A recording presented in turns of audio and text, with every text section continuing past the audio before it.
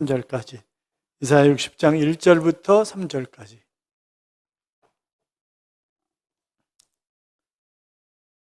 이사야 60장 1절부터 3절까지. 같이 읽겠습니다. 일어나라, 빛을 발하라. 이는 내 빛이 이르렀고 여호와의 영광이 내 위에 임하였음이니라. 보라, 어둠이 땅을 덮을 것이며 캄캄함이 만민을 가리려니와 오직 여호와께서 내 위에 임하실 것이며 그의 영광이 내 위에 나타나리니 나라들은 내 빛으로 왕들은 비치는 내 광명으로 나오리라. 아멘. 같이 인사하겠습니다. 주의 이름으로 잘 될 것입니다. 더 잘 될 것입니다. 끝없이 잘 될 것입니다. 아멘. 예배의 자리에 함께 하신 여러분, 하나님께서 이 한 주간도 여러분과 동행하심으로 잘 되는 행복한 한 주간의 삶이 될 줄로 믿습니다. 어제 갈매지역 한가족 걷기 대회 나오셔서 섬겨주셔서 대단히 감사해요. 날씨도 굉장히 좋았죠. 날씨 좋아가지고 오늘 단풍놀이 가신 분들도 많은 것 같아요. 교회에 보니까. 감사한 것이 앞에서 주관하시는 주민자치위원장도 우리 교인, 사회를 보는 사무국장도 우리 교인, 부위원장도 우리 교인, 또 통장연합회 회장도 우리 교인, 다 우리 교인.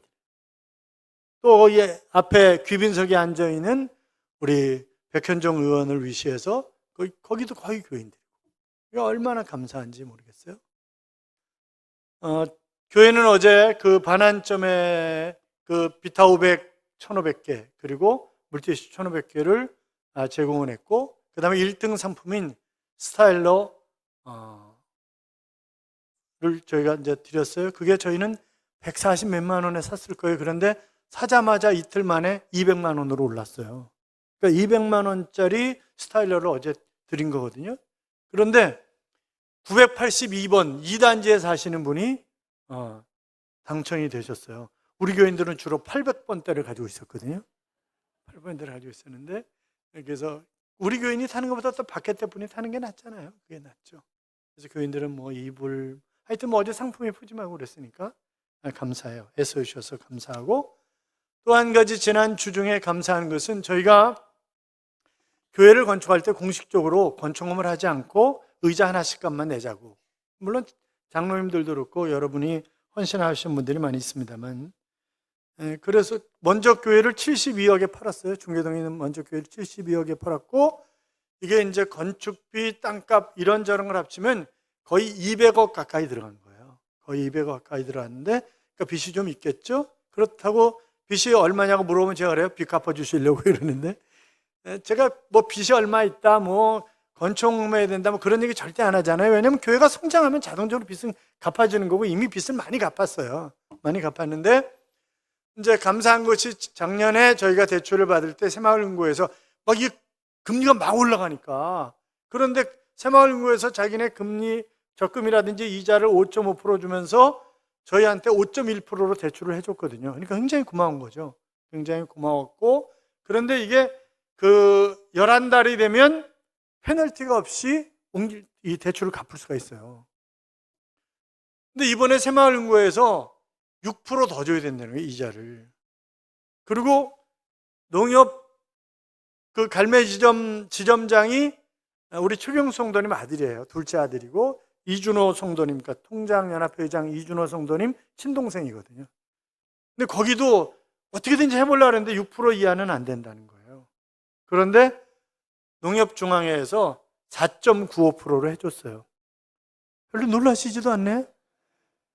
1% 차이면 어마어마한 이자 차이가 어마어마한 차이가 나는 거예요. 1년에. 너무 감사하죠. 너무 감사하고. 그런데 어떻든 새마을금고에서 지난 한 해 동안 그래도 우리한테 잘해줬기 때문에 제가 지점장한테 그런 얘기를 했어요. 우리가 그 헌금 들어오는 거를 일단 입금을 새마을금고로 시키겠다. 그리고 그 다음날 농협중앙회로 빼가겠다. 그렇게 얘기를 했어요. 그래도 너무 감사해하는 거예요. 그들은. 왜냐하면 일단 자기는 실적으로 잡히는 거잖아요. 실적으로 잡히는데, 제자교회가 우리 고객이라는 것은 돈으로 계산할 수 없는 그런 거라는 거예요. 그러면서 너무너무 감사하다고 그렇게 얘기를 하더라고요. 그러면서 목사님은 별걸 다 하신다고 그래요. 그래서 한 달 전에 이거 저기 없잖아. 페널티 없으니까 우리 빨리 작업해야 돼. 금리 오르니까 빨리 작업해야 돼. 목사님 뭐 사업하셔야 되는 거 아니에요? 저한테 그래서 그런 얘기 하지 말아요 나한테. 하여튼 너무 감사하죠. 이래가지고 우리는 잘 될 수밖에 없는 사람들이니까. 우리는 지금까지 늘 잘 돼 왔고 우리가 인사도 늘 그렇게 하잖아요. 다시 한번 인사해 보실래요?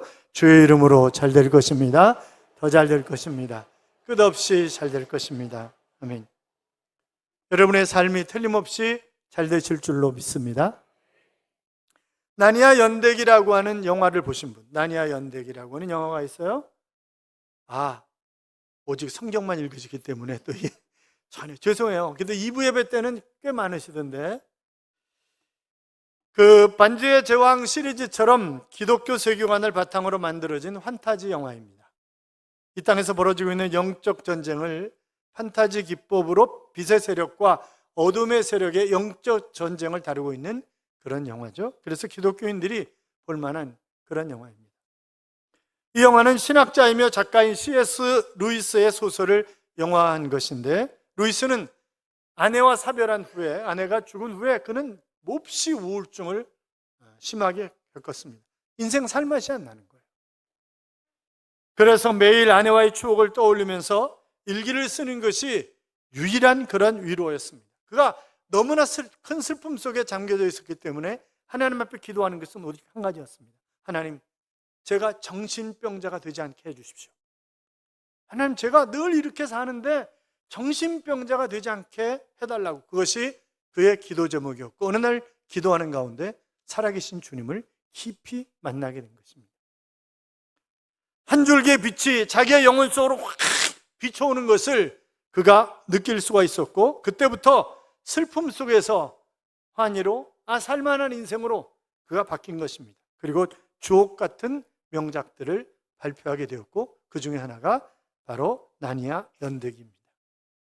여러분, 우리가 하나님을 만나고 내 인생이 완전히 궤도에 올라서는 정말 탁월한 인생을 살아가면 얼마나 좋겠어요? 그런데 우리의 인생이 늘 그런 것만은 아니잖아요. 가정에서 많은 고난을 겪은 C.S. 루이스는 이런 얘기를 했습니다. 멀리서 산을 바라볼 때 그 산이 울창한 숲이 있는 것 같고 아름답게 보이는 것처럼 각 가정도 멀리서 바라볼 때 평범하고 행복하게 보이는 것 같습니다. 그런 얘기를. 그러니까 안에 깊이 들어가 보면 다 문제가 있단 말이죠. 여러분, 문제가 없으세요? 자식 때문에 속 썩고, 남편 때문에, 아내 때문에 이런저런, 그리고 중독에 걸려있는 그런 부모 때문에, 또 자녀들을 차별대우하는 것 때문에, 하여튼 이런저런 문제들로 말미암아 가정은 다 문제가 있는 것을, 그러니까 교회 들어올 때 멀쩡하게 부부가 손잡고 들어오는 것 같지만 교회 끝나고는 이러고 가지고 서로 아주 왼수처럼 살아가는. 그래서 제가 새가족 등록하면 신방 가서 남편에 대해서 어떻게 생각하시냐고 물어보면 한결같이 하는 대답이 있어요. 왼수입니다, 왼수. 그래서 제가 그러면 별 5개군요. 그러면 그런 거 말고요, 막 이러고. 그래요. 사랑하는 여러분, 우리의 가정이 사철에 봄바람 부는 것처럼 맨날 그러면 얼마나 좋겠어요? 그런데 그런 가정이 거의 없고, 태풍이 부는 여름처럼, 낙엽이 지는 가을처럼, 그리고 칼바람 부는 겨울처럼 살아가는 그런 가정들이 너무나 많단 말이죠. 여러분, 행복한 가정, 행복한 삶이 되시기를 주님의 이름으로 축원합니다. 자, 오늘 본문은 우리가 이미 여러 차례 얘기했던 것처럼 주전 7세기경에 이사야 선지자가 앞으로 되어질 일들에 관한 그런 것을 하나님께 받고 백성들에게 전하는 그런 메시지가 담겨져 있는 그런 내용입니다. 당시 유다는 범죄와 타락으로 말미암아 풍전등화의 위기에 있었습니다. 나라가 언제 넘어질지 모르는 그런 상황에 멀지 않아 바벨론의 포로로 잡혀가게 될 것입니다. 그때 하나님이 다시 이제 그런 상황을 염두에 두면서 다시 약속을 하시는 거죠. 유다가 회복될 것이고 그 후에 만민에게 복음의 빛을 발하게 될 것이다 라고 하는 것이었습니다. 물론 이것은 바벨론 포로에서 돌아올 것을 의미하기도 하지만, 그러나 궁극적으로 신약시대의 교회 모습을 예언한 것이기 때문에 이것은 바로 우리 제자교회, 또 우리들에게 주신 그런 말씀이다, 이렇게 볼 수가 있는 것입니다. 하나님은 빛을 발하라고 명령하시는 것입니다. 촛불 정도의 작은 불이 아니라 더 많은 사람들에게 더 넓게 비추는 그런 빛이 되기를 원하시는 것입니다. 여러분, 세상이 캄캄할수록 더 빛이 바라는 것이고 빛의 신가가 나타나는 것 아니겠습니까? 우리는 가정의, 민족의 빛을 비추어야만 합니다. 우리는 본래 어둠의 자식들이었습니다. 죄로 말미암아 사단의 지배를 받는 캄캄함 속에 사는 그런 사람들이었지만, 그러나 하나님이 빛을 비춰주셨고 예수 그리스도를 빛으로 이 땅에 보내셨기 때문에 그 예수님을 구주와 주님으로 영접하면 바로 그래서 우리는 빛이신 주님이 우리에게, 그러니까 내가 발광체가 아니라 빛을 반사하는 반사체로서 삶을 살아가게 된 거죠. 자, 일어나라, 그렇게 명령하셨어요. 일어나라고 하는 것은 히브리 원어가 앉아있는 사람에게 내리는 강력한 그런 명령입니다. 어둡다고 불평하지 말고, 낙심하지 말고, 소갈이하지 말고 이제 일어나서 빛을 비추라고 하는 것입니다. 주님이 세상에 비추었던 빛을 우리도 비추어야 하는데, 그 빛은 어떤 빛입니까? 첫째는 구원의 빛입니다. 어떤 빛이요? 구원의 빛이요. 여러분, 이스라엘 역사 속에서 이스라엘이 어둠 속에 있었던 때가 꽤 여러 번 있었습니다. 그들이 바로 이제 애굽으로 내려가잖아요. 야곱의 가족들이 70여 명이 애굽으로 내려가서 그들이 430년 동안의 삶이 순탄한 삶은 아니었습니다. 요셉 때문에 고센 땅이라고 하는 정말 아름다운 그런 비옥한 땅을 허락받았지만, 그러나 이스라엘이 인구가 너무 많아지면서 기하급수적으로 막 애들을 너무 많이 나니까 이러다간 저것들이 우리를, 그래가지고 그들을 노예로 부르기 시작합니다. 그래서 노예로서 정말 힘든 그런 삶을 사는 그런 어두움의 세월이었습니다. 그리고 주전 14세기부터 11세기까지 우리가 그 시대를 사사시대라고 얘기하는데, 그때도 어두운 시대였어요. 자, 살만해지고 평안해지면, 등 따스고 배부르면 딴짓하는 것처럼 바로 이스라엘 백성들이 하나님을 등지고 딴짓하는 것입니다. 그러면 하나님이 이방 족속을 들어서 금방 갈기십니다. 그리고 그들이 노예로 사는 거예요. 7년, 10년, 길게는 20년 가면서 그들이 하나님 앞에 간절히 회개하면 하나님이 사사를 들어 세우셔서 민족을 구원하면, 그때부터 수십 년간 또 평안의 세월이 옵니다. 그러면 또 등 따스고 배부르면 또 딴짓합니다. 이것이 계속 반복되는 그런 시기였기 때문에 우리가 일명 사사시대를 사이클 시대다, 그렇게 이야기합니다. 그때 왕이 없었으므로 각각 자기의 옳은 소견대로 행하였다. 그러니까 지멋대로 살았다, 이제 그런 얘기죠. 지멋대로 살았다, 이제 그런 얘기.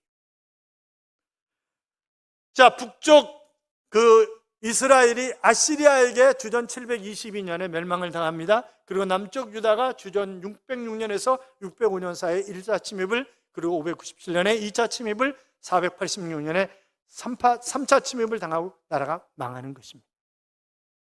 이제 그리고 그들은 바벨론 포로로 끌려갔다가 나중에 바벨론이 또 페르시아에게 멸망을 당하기 때문에 메데 바사라고 성경에 나와 있습니다만, 그래서 페르시아에 또 속국이 되는 것입니다. 그러니까 어둠의 세월을 쭉 그들이 보내게 되는 거예요. 여러분, 이스라엘 백성들이 그 어둠의 세월, 아니 이스라엘 백성들만 그런가요? 바로 우리들도 어둠의 터널을 지나갈 때가 참 많이 있잖아요. 2010년 8월 5일에 남미 칠레의 산호세에서 구리광산이 붕괴되어서 광부 33명이 매몰되어 있었던, 약 지하 700m 갱도에 매몰되어 있다가 구조된 그런 사건을 아마 여러분 기억하실 거예요. 왜냐하면 33명이 갱도에, 그런데 그 33명이 가지고 있었던 것은 물과 우유, 주스 10명이 이틀 정도 먹을 수 있는 분량밖에 없었습니다. 그런데 그들은 69일 만에 모두가 다 구조가 된 것입니다. 물론 그 가운데 탁월한 지도력을 가진 사람이 있었고 그들이 일사불란하게 그것을 잘 극복해낸 거예요. 그리고 최첨단 그 장비인 캡슐에 의해서 한 명씩 올라올 때마다 전 세계는 환호하고 그들에게 박수를 보냈습니다. 여러분, 우리도 깊은 어둠의 시대를 지나가고 있습니다. 코로나를 겪었고, 그리고 경제적으로 어둠의 터널을 지나가고 있습니다. 이 터널이 언제 끝날런지 그것은 아무도 모릅니다. 자, 1절 보세요. 1절 같이 읽어요. 일어나라, 빛을 발하라. 이는 네 빛이 이르렀고 여호와의 영광이 네 위에 임하였으니라. 아멘. 자, 영적인 어두움 상태에 있는 이스라엘 백성들에게 영적인 빛을 비춰주신 것입니다. 여러분, 육적인 잠은 우리에게 피로를 풀어주는 그런 것입니다. 그런데 영적인 잠은 우리의 영혼을 망가뜨리는 것입니다. 우리의 영혼을 죽이는 거예요. 누가 그래요? 사단이 그래요. 사단이. 끊임없이 우리를 유혹하고 미혹해서 우리가 영적으로 잠에 푹 빠지도록, 그래서 교회 생활이 재미없고, 그리고 봉사하고 희생하는 것도 싫고, 뭐 날씨 좋은 날은 맨날 교회 가냐? 산에도 좀 가야지. 이러고 또 산에도 가고 싶고, 여름 휴가 때도 마찬가지고, 어떤 교회는 아예 여름에 휴가철에 속초 국민학교를 빌려가지고, 초등학교를 빌려가지고 아예 주일날 거기 가서 예배를 드리는 거예요. 교인들이 많이 결석을 하니까. 그러면 그 교인들이 그렇게 생각하지 않겠어요? 야, 주일날 빠져도 되는구나, 해수욕장 가서 옆에 있는 교회 가면 되는 거 아니야? 이렇게 생각하지 않겠냐고요. 지난번에 표경원 목사님이, 우리 부목사님 표경원 목사님이 이제 담임 목사로 갔잖아요. 그래서 수행관을 좀 쓰게 해달라는 거예요. 그래서 그냥 알았다고 그랬어요. 그냥 제가 또 착하잖아요. 그러니까 그냥 알았다고 그냥 쓰라고. 그런데 어느 날 보니까 청년들이 토요일 날 돌아가지고 월요일 날 나가는 거예요. 그래서 이 미친놈들 다 내쫓으려고 그러다가, 그러다 참았어요. 그러면서 물어봤더니 이제 안덕환 목사님이, 그랬더니 그 전임 목사님도 미국에서 공부를 했고 이러면서 그냥 이게 자유스러운 분위기를 뭐 맞는 거예요. 그러면요, 제가 수원제일교에서 자라나면서 안중서 목사님이 현대판 바리새인이었어요. 제가 수차례 말씀드렸잖아요. 주일날 시장 갔다? 그럼 바로 그 다음 주일날 집사 면직이야. 그냥 바로 뭐 볼 거 없어요. 교회 청바지 입고 왔다? 쫓겨나. 교회에서 바로 교회에서 기타 묻혀. 그런 신앙생활을 했어요. 제가 그런 신앙생활을 했는데, 제가 서울로 올라올 때 저를 붙잡고 얘기를 하시는 거예요. 내가 그렇게 해도 딴짓하는 사람이 너무 많다. 그게 신학적으로 신앙적으로 잘못된 것이지만 내가 그럴 수밖에 없는 것은 하나님 앞에 내가 부끄럼 없이 서도록, 너 교인들을 어떻게 한 거냐? 그러실까 봐 그렇게 내가 가르친 거다. 그렇게 얘기를 하시더라고요. 이해가 돼요, 충분히. 그래서 저는 늘 우리가 주일 오후 예배 때까지만이라도 잘 하나님을 섬기자고 얘기를 하는 거예요. 주일 오후 예배 끝나고 뭐 식당 가서 식사를 하시든지 뭘 하시든지 그거는 자유롭게 하시되, 그러나 우리가 주일 오후 예배 드릴 때까지는 주일을 주일답게 지키자고 그렇게 수시로 말씀을 드리는 거예요. 에베소 5장 8절에 보시면 일어나라 빛을 발하라 라고 하는 이 1절의 말씀을 존재론적으로 설명을 하고 있습니다. 그래서 너희가 전에는 어둠이더니 이제는 주 안에서 빛이라, 빛의 자녀들처럼 행하라, 이렇게 말씀하셨어요. 빛의 자녀들처럼. 사랑하는 여러분, 아직도 내가 어둠 속에 있다고 느끼십니까? 자포자기하고 낙심하고 그렇게 살아가십니까? 그러나 주님이 우리에게 빛으로 오신 것입니다. 이탈리아 정신과 의사인 프란체스코와 그의 연구진들이 정신병동에 있는, 그러니까 병동의 위치와 정신병자들은 어떤 관계를 가지고 있을까라고 하는 것을 조사를 했습니다. 그런데 똑같이 우울증에 걸려 있는데 동쪽 병동에 있는 사람들은 빨리 퇴원을 하더래요. 서쪽에 있는 사람들보다. 그러니까 그 연구가 또 그런 게 많아요. 영국 런던 공항 주변에 정신병원에서 수백 명을 대상으로 조사를 했는데, 그런데 서쪽에서 동쪽으로 여행을 온 사람들은 조증이 심한 거예요. 조증이. 그리고 동쪽에서 서쪽으로 여행을 하는 사람들은 우울증이 심했다는 거예요. 우울증이. 그래서 집도 서양보다는 동양이 좋다는 거예요. 왜? 빛을 많이 받으니까. 빛을 많이 받으니까.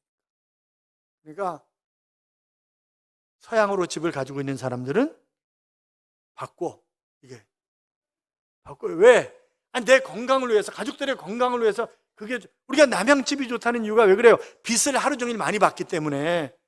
그래서 남양집이 연료비도 덜 들어가는 것 아니겠어요? 그렇잖아요.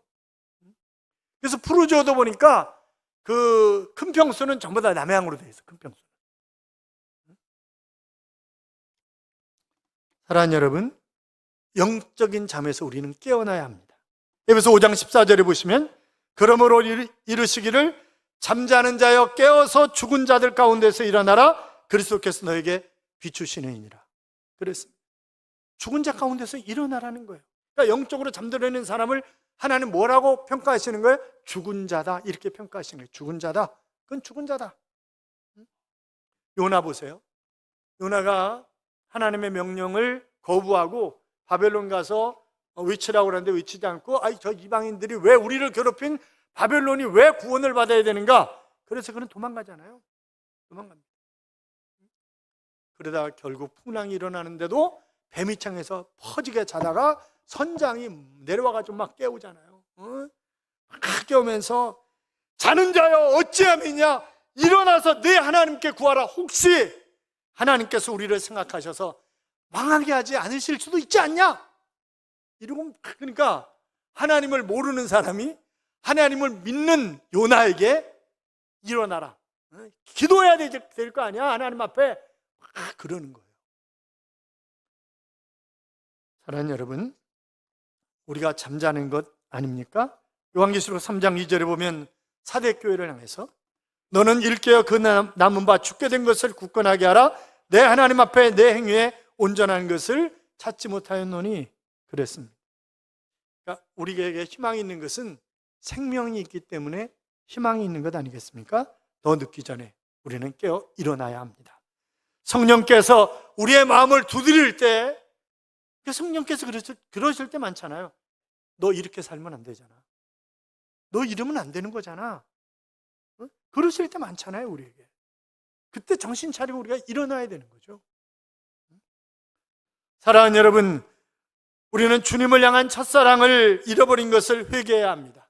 세파에 부딪히고 환난을 당하면서 내 영혼이 무디어지고 감각이 예민하지 못한 것을 우리는 회개해야 합니다. 잠언 8장 17절에 보시면 나를 사랑하는 자들이 나의 사랑을 입으며 나를 간절히 찾는 자가 나를 만날 것이라. 여러분, 주님을 내가 만나지 못하면 신앙생활에 힘이 없어요. 그렇잖아요. 너희가 전심으로 나를 찾고 찾으면 나를 만나리라. 그러니까 하나님 나를 만나달라고 간절히 기도해 보세요. 하나님 나를 만나주신다고요. 사랑하는 여러분, 내가 구원의 빛을 받았기 때문에 이제 구원의 빛을 바라는 삶을, 그래서 새생명 축제도 하는 거예요. 하도 전도를 안 하기 때문에 여기다 써서 붙이는 거야. 우리 교구가 이렇게 전도 안 하면 안 되겠구나. 그거라도 좀 느껴서 전도하는 사람이 있으라고 전도 이런 거 써보고 붙이고 싶지 않아요. 사생결단 기도해야 할 때는 명단을 전부 다 현관에다 전부 걸어놔요. 그래가지고 자기가 들어오면서 스티커 붙여가지고 기도에 참석했다고 다 붙이게 하는 거예요. 왜? 기도하러 하도 안 나오니까. 그렇게 해서라도 왜? 하나님이 저한테 책임을 물으실 테니까. 그렇잖아요. 너에게 맡겨놓은 양들을 너 어떻게 하는 거냐? 하나님이 저한테 책임을 물으시지 않겠어요? 그러니까 저는 어떻게든지 여러분을 괴롭혀서, 제가 아까 이건덕 선교사님한테도 그랬어요. 선교사님, 남선교회 괴롭혀야 돼. 어떻게든지 괴롭혀서 전도 몇 명 할 거냐고 물어보고 전도 빨리 하자 그러고 어떻게든지 괴롭혀야 된다고. 그건 여러분을 괴롭히기 위해서가 아니라 결국 누가 상을 받는 거예요? 내가 상을 받는 거예요. 각자 자기가 상을 받는 거라고. 그렇잖아요. 두 번째로 소망의 빛입니다. 토니 멜랜디즈라고 하는 심각한 선천적 기형으로 몸을 자유롭게 움직이지 못하는 장애인이 있었어요. 손을 못 쓰는 거예요. 그런데 발을 손을 못 쓰니까 발로 자꾸 뭘 하잖아요. 발로. 그래가지고 발로 기타 치는 걸 배운 거예요. 발로. 그래가지고 그가 청년이 되었을 때 로스앤젤레스 거리에서 발로 찬송가를 연주하는 거예요. 발로. 사람들에게 찬송가, 자기가 그렇게 해서 하나님 앞에 영광을 돌리고 싶고 그렇게 해서라도 전도하고 싶은 거죠. 그렇게 사는 거예요. 그런데 어느 날 교황이 로스앤젤레스를 방문하게 되었고 길에서 발로 기타를 치는 그를 만나게 되었습니다.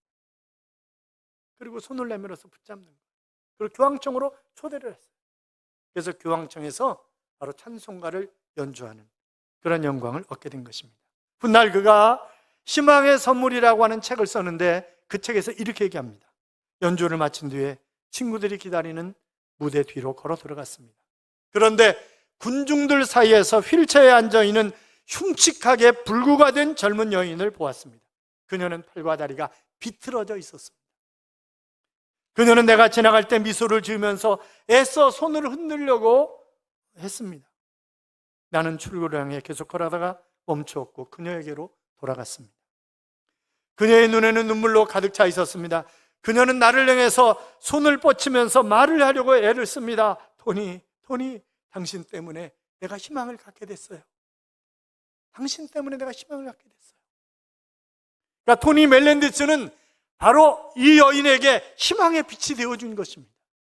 사랑하는 여러분, 나는 누군가에게 희망의, 소망의 빛이 되어주어야 합니다. 자, 2절 봐요, 2절. 본문으로 가서 2절 보겠습니다. 보라, 어둠이 땅을 덮을 것이며 캄캄함이 만민을 가리려니와 오직 여호와께서 내 위에 임하실 것이며 그의 영광이 내 위에 나타나리니. 아멘. 당시 상황을 이제 내다보면서 이사야 선지자는 그래도 70년 후에 돌아온다라고 말씀하셨으니까 소망이 있다, 그렇게 생각했던 유다 백성들이 70년이 가까이 돼가면서 이제 소망은 완전히 사라져가고 있는 거예요. 그래서 바로 어두운 터널만 바라보면서 절망에 묻히지 말고 다시 소망으로 일어나라 라고 하는 그런 메시지를 전하고 있는 것입니다. 사랑하는 성도 여러분, 당신에게는 소망이 있습니까? 하나님은 우리의 소망이십니다. 로마서 15장 13절에 보시면 소망의 하나님이 모든 기쁨과 평강을 믿음 안에서 너희에게 충만하게 하사 성령의 능력으로 소망이 넘치게 하시기를 원하노라 그랬습니다. 하나님 때문에 소망이 넘쳐서 그 소망의 빛을 내 주변에 비치는 그런 삶을 살아가는 하나님의 자녀들이 되시기를 주님의 이름으로 축원합니다. 세 번째로 복음의 빛입니다. 3절 읽어요. 3절 같이 읽어요. 나라들은 내 빛으로, 왕들은 비치는 내 광명으로 나오리라. 아멘. 하나님은 우리에게 세상의 영혼을 부탁하셨습니다. 우리는 그들에게 복음의 빛을 비추어야 합니다. 그런데 내가 주님의 일을 한다고 해서 고난과 역경이 없는 것은 아니잖아요. 내가 전도하면서 어려움을 당할 때 얼마나 많아요. 제가 70년대 신학교 다닐 때 동두천에 가서, 동두천에는 양공주들이 많이 있었잖아요, 거기. 그래가지고 가서 그 포장마차에 가서 전도를 했어요. 예수 믿으라고. 그랬더니 꾸정물을 확 얼굴에다 끼얹더라고요. 그런데 그게 싫지 않더라고. 내가 주님을 위해서 이렇게라도. 그러니까 우리가 고난과 역경이 있지만 그것이 주님이 우리에게 원하시는 것이기 때문에 그 일을 하면 이 땅에서 뿐만이 아니라 하늘에서 하나님의 복이 우리에게. 그렇잖아요.